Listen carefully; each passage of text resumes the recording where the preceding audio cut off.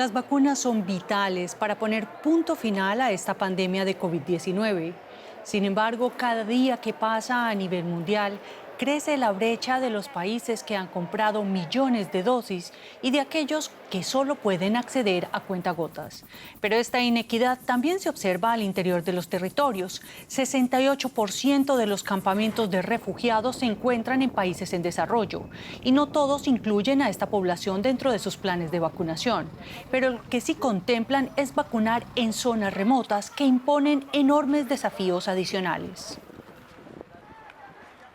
Soy Juliana González y les doy la bienvenida a nuestro especial de coronavirus. Sin duda, esta pandemia supone un enorme desafío para los sistemas de salud, para la economía y ahora, con más de una decena de vacunas aprobadas, el reto logístico es enorme, sobre todo cuando se trata de zonas de difícil acceso.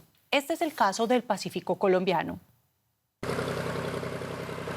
Esta avioneta de la Armada de Colombia ha trasladado desde el Pacífico colombiano un lote de vacunas desarrolladas por el laboratorio chino Sinovac.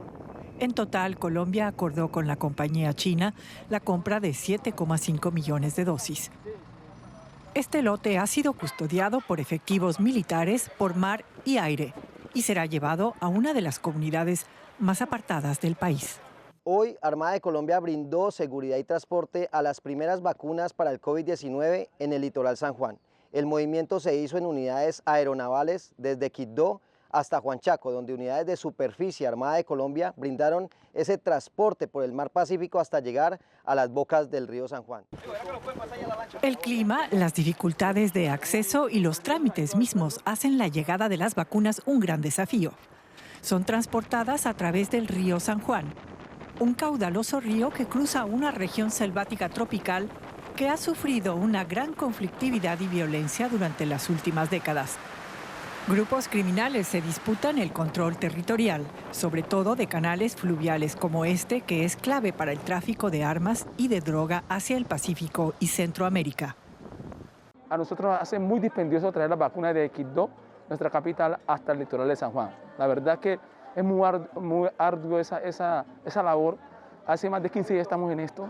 Gracias a Dios, hoy se nos cumplió. Estamos muy agradecidos. Santa Genoveva de Docordó es cabecera municipal del litoral San Juan, que cuenta con unas 20 comunidades afrocolombianas e indígenas. Sus 16,000 habitantes viven atrapados entre la pandemia y las bandas criminales. El rebrote de violencia en Colombia ha desplazado en 2021 a más de 13,000 personas. Las primeras 79 dosis son recibidas con esperanza. Para ellos llegó la cura. Nunca pensaba esto y ha llegado la epidemia o la enfermedad, pero también llegó la cura, ¿no? La pandemia ha supuesto un esfuerzo extraordinario para Colombia. Cerrar la economía y ahora comprar la vacuna a 5 distintos laboratorios. Por ahora, se trata de proteger a los más vulnerables. Grandes retos sin duda en la Colombia rural y al respecto hemos invitado a nuestro programa a Juan Mario Díaz, historiador e investigador de la Universidad de Sheffield. Gracias, señor Díaz, por estar con nosotros. Las comunidades indígenas y los afrocolombianos viven en territorios apartados de centros urbanos y con altos índices de pobreza. ¿Cuál ha sido el impacto de esta pandemia en estas comunidades y en particular cuál es la situación de las mujeres y las niñas allí?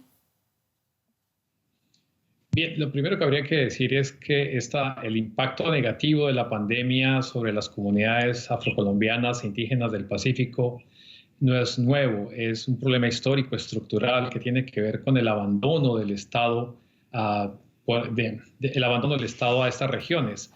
Son regiones donde hay poco acceso, donde hay pocos servicios, no hay hospitales, de tal forma que la pandemia pues, lo único que hace es agravar y hacer más visibles las deficiencias en servicios básicos.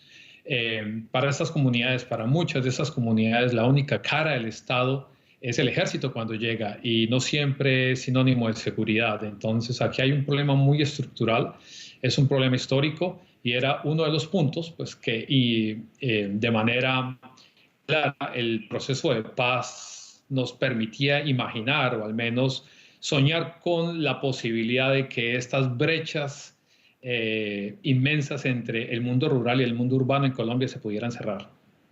Precisamente frente a ese tema de las brechas y del papel del ejército, que las Fuerzas Armadas sean parte de esta logística de vacunación, ¿puede ser una oportunidad para implementar el acuerdo de paz en esas comunidades o puede, por el contrario, exacerbar las tensiones allí? Habría que distinguir dos elementos. Uno, el acuerdo de paz no se reduce solamente a la militarización del territorio nacional.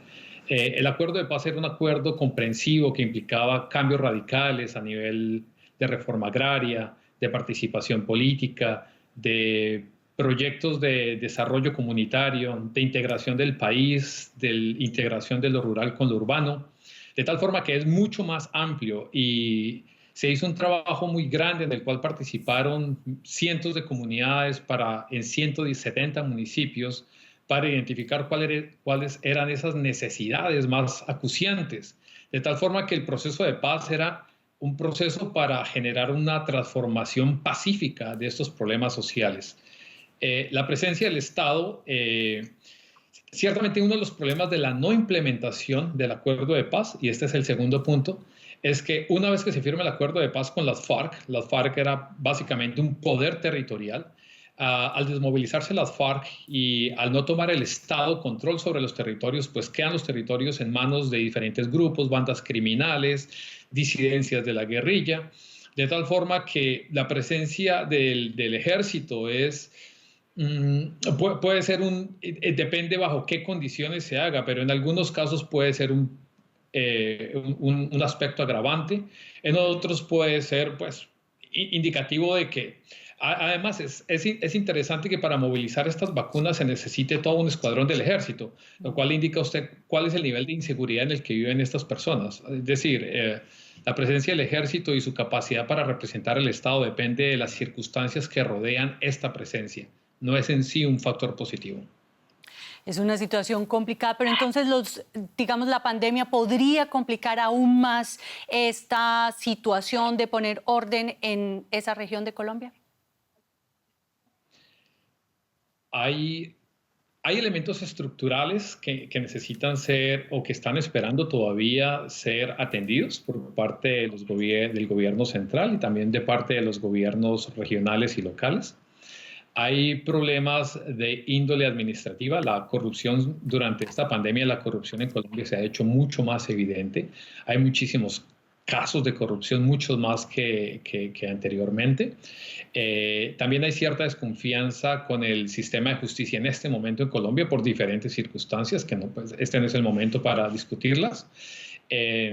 Pero creo que la pandemia lo que está haciendo es agudizar esta situación estructural que además tiende a complejizarse y a generar una especie de sindemia, que sería la conjunción de problemas socioculturales de tipo estructural, la emergencia de la violencia que se suponía superada o que se iba a superar gradualmente con el proceso de paz, más una pandemia que ciertamente está mostrando grandes desigualdades a nivel social, no solamente a nivel nacional, sino a nivel también internacional, lo cual se evidencia con la dificultad de Colombia para adquirir vacunas. Gracias, Juan Mario Díaz, doctor en Historia e investigador de la Universidad de Sheffield, por estos análisis. Cuídese mucho y hasta una próxima oportunidad. Sí, buena tarde. Y Turquía es otro país que enfrenta enormes desafíos. Este país alberga en campamentos el mayor número de refugiados del mundo, alrededor de 3,6 millones de personas. Y sin embargo, no están incluidos de momento en el plan de vacunación. Recientes datos muestran que Turquía ha suministrado la primera dosis de la vacuna china Sinovac al 10% de su población. Las brigadas de salud llegan también a las zonas rurales. A unos 2.000 metros de altitud en las montañas del este de Turquía se encuentra la aldea de Altindere. Apenas tiene algunos centenares de habitantes y una sola calle. Zeynep Eralp se encarga de la campaña de vacunación contra el coronavirus. La doctora y su equipo vienen al pueblo a menudo. Sus visitas a domicilio, por lo regular, requieren alguna escalada, aunque ya casi se han acostumbrado. En Altindere no se ha registrado un solo caso de coronavirus desde hace meses. Por eso los habitantes se muestran escépticos en cuanto a las visitas médicas. Aún así, Zeynep Eralp las considera importantes.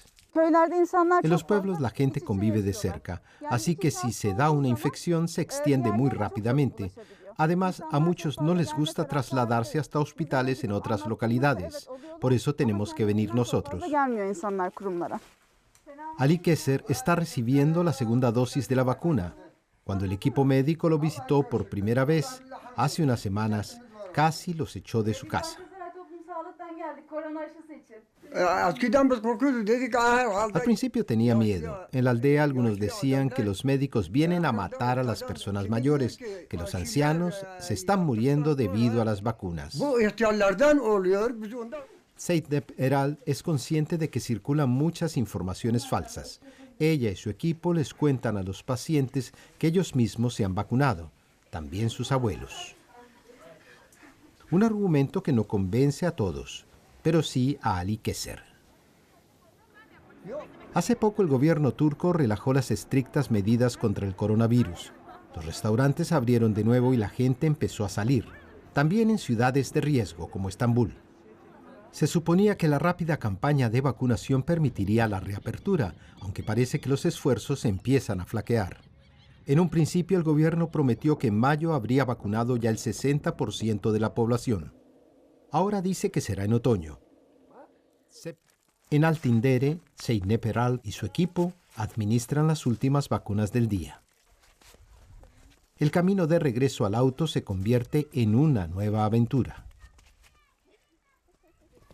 Son responsables de vacunar a 20 pueblos y mientras haya dosis disponibles, no les faltará el trabajo. Y esperemos que la vacuna llegue finalmente a todos sin importar si el lugar es remoto o no. Y a ustedes muchas gracias por acompañarnos en esta edición. Vacunados o no, a mantener las reglas de la pandemia hasta que todo termine. Tapabocas y distancia. Cuídense mucho y hasta pronto.